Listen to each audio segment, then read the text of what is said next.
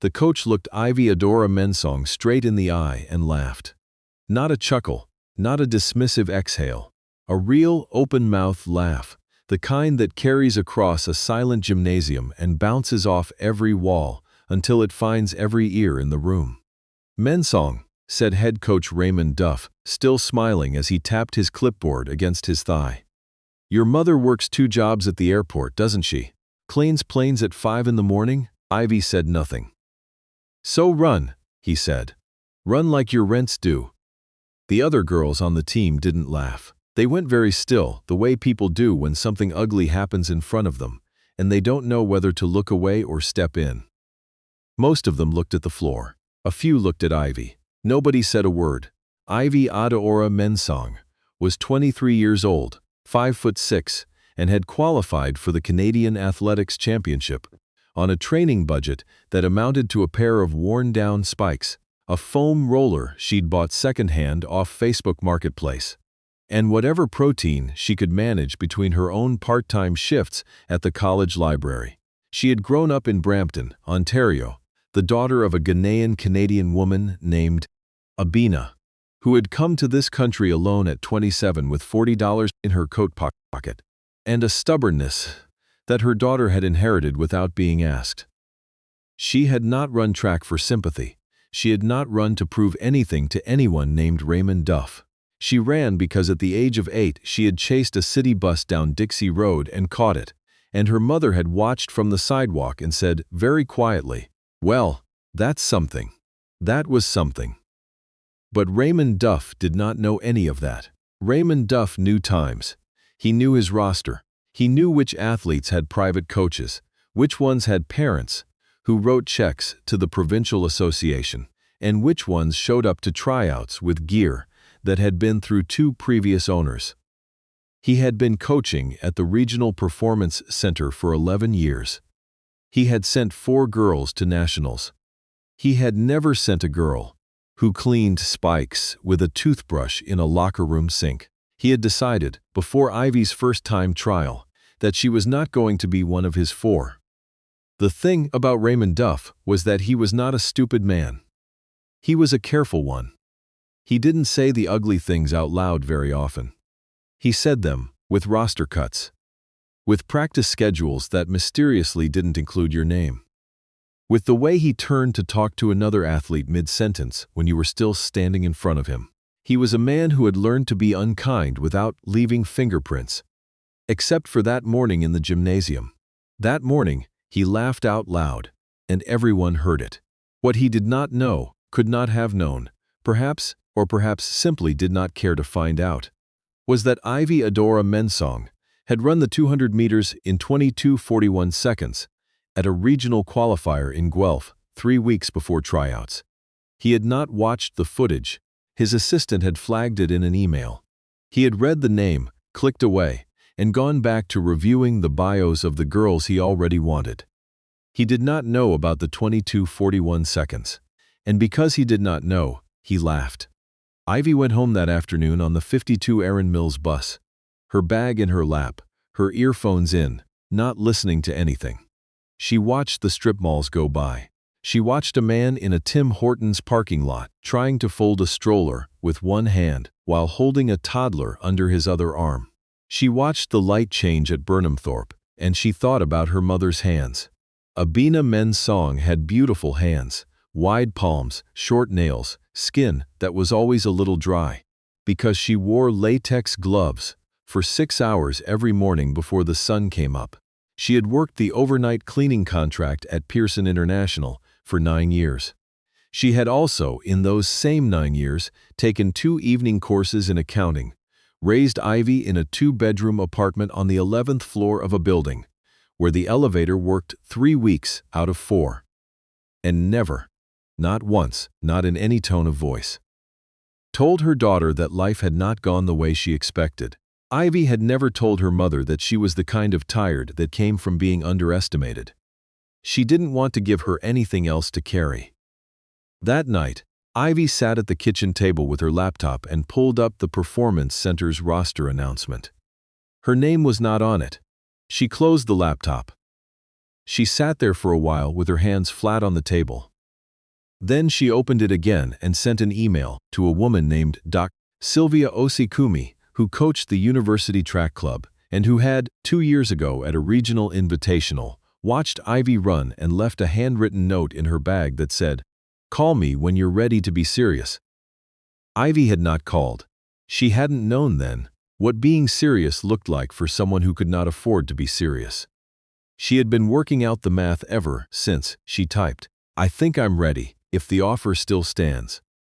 Dr. Sylvia Osekumi replied at 11:17 that same night. "It stands. Monday, 6 a.m. Don't be late." What people who have never trained seriously don't understand is that the loneliness of it is not the worst part. The loneliness you can manage. You get used to waking up in the dark, to the particular silence of a track at 6 in the morning when the dew is still on the infield and the lights haven't warmed up yet. You get used to running alone, to timing yourself, to counting the thousandths of seconds in your head like a person counting change. The worst part is the doubt. Not other people's doubt. Your own. The voice that shows up around the 5th rep of a tempo run, when your lungs are burning and your hamstrings are pulling, and the gap between who you are and who you need to be feels like something you could fall into. That voice sounds, if you let it, very much like a man laughing in a gymnasium. Ivy did not let it. She trained with Dr. Osekumi 5 mornings a week and twice more on weekends. Sylvia, as she insisted on being called, with a firmness that left no room for negotiation, was 61 years old, silver-haired, and had the energy of a woman who had decided at some point that rest was something to be earned rather than assumed. She had run the 100 meters at the 1988 Commonwealth Games and had missed bronze by 14/100ths of a second. She wore this fact the way some people wear old scars, not with resentment, but with a certain proprietary tenderness, as if it had taught her something the podium never could have. Sylvia did not coddle. She also did not mock. She watched Ivy run and then said what she saw, with the clarity and economy of someone who had been translating bodies into data for 30 years. "Your start is costing you," she said, on the 3rd morning. "You're up too early out of the blocks. You're running scared of your own speed." "I'm not scared," Ivy said. "No," Sylvia agreed. "But your body doesn't know that yet." They worked on the start for 2 weeks before they touched anything else. Not the speed, not the drive phase. The start.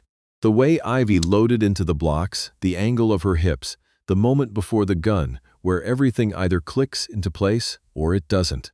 Sylvia would crouch 10 meters away and watch and say nothing until Ivy had finished the rep, and then she would say one thing and one thing only, and it would be the exact right thing, and Ivy would go back to the line and run it again.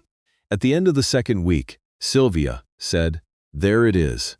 Ivy looked back at her. "You felt that," Sylvia said. It wasn't a question. Ivy had felt it.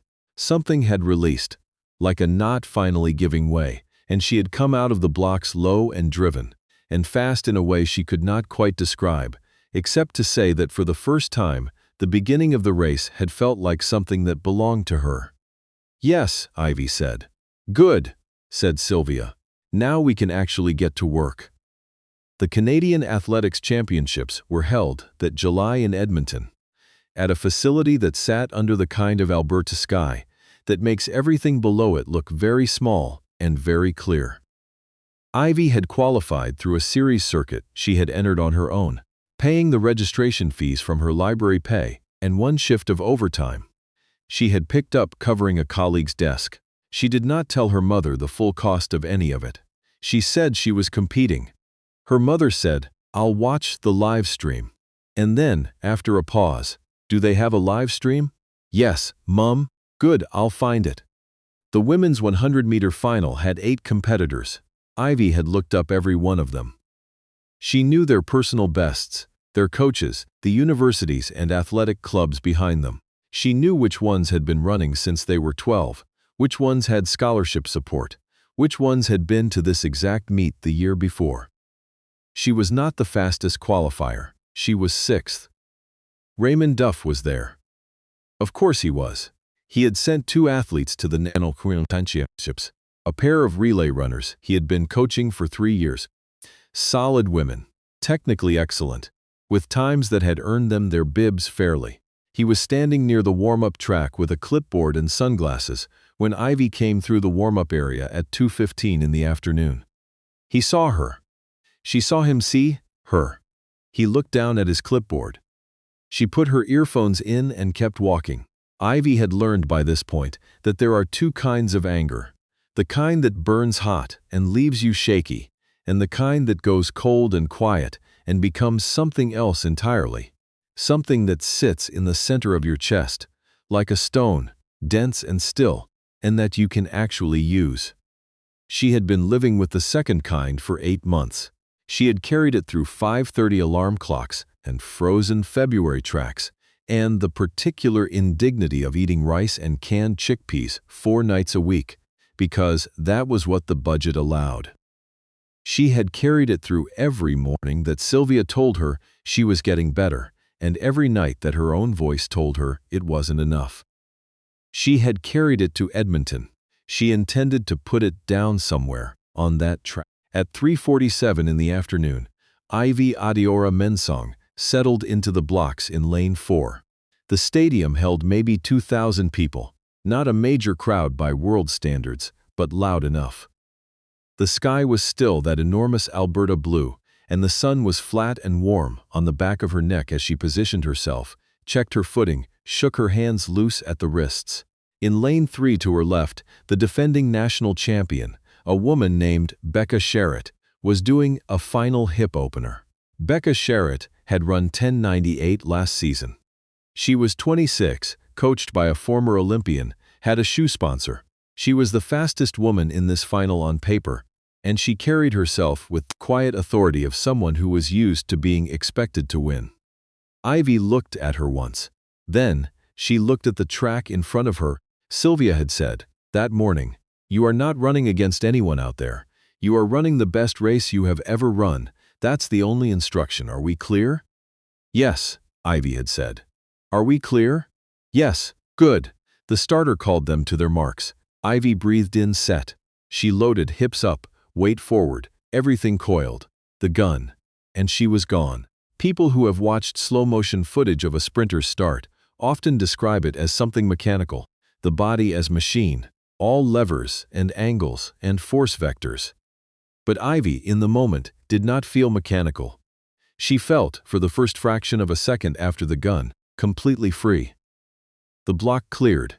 The drive phase unfolded beneath her. She was low, then rising, then fully upright by the 40-meter mark, and by then she could feel, the way you can sometimes just feel, that she was running the best race of her life.